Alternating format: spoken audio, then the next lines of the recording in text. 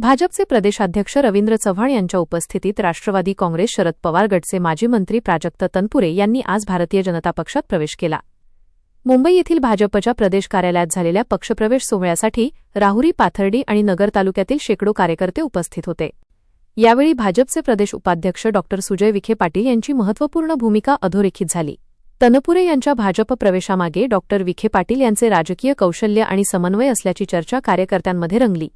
प्रदेशाध्यक्ष रवींद्र चव्हाण यांनी आपल्या भाषणात प्राजक्त तनपुरे यांच्यासारखा प्रश्नांची जाण असलेला तरुण आणि अभ्यासू नेता भाजपमध्ये दाखल झाल्याने पक्षाला निश्चितच बळ मिळेल असा विश्वास व्यक्त केला. पक्षप्रवेशानंतर प्राजक्त तनपुरे यांनी प्रथम रवींद्र चव्हाण आणि त्यानंतर डॉ. सुजय विखे पाटील यांचा शाल व पुष्पगुच्छ देऊन सत्कार केला. यावेळी आजोबांनंतर आता नातूही एकत्र आले या उल्लेखाने उपस्थितांमध्ये एकच हशा पिकला. लोकसभा निवडणुकीत एकमेकांच्या विरोधात काम केलेले डॉ. सुजय विखे पाटील आणि प्राजक्त तनपुरे आता एकाच राजकीय व्यासपीठावर आल्याने राहुरीच्या राजकारणात नवे समीकरण निर्माण होणार असल्याची चर्चा रंगली आहे. तनपुरे विखे यांची ही नवी राजकीय युती राहुरीच्या विकासाला नवी दिशा देईल असा विश्वास तनपुरे समर्थकांनी व्यक्त केला. कार्यक्रमादरम्यान डॉ. विखे पाटील यांनी प्राजक्त तनपुरे यांना मिठी मारत स्वागत केले. या प्रसंगाला उपस्थित कार्यकर्त्यांनी टाळ्यांच्या कडकडाटात प्रतिसाद दिला.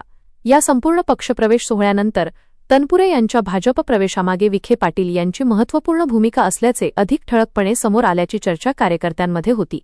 या पक्षप्रवेशामुळे राहुरी विधानसभा मतदारसंघातील राजकीय गणिते बदलण्याची शक्यता असून आगामी काळात त्याचे परिणाम दिसून येतील असा विश्वास कार्यकर्त्यांनी व्यक्त केला.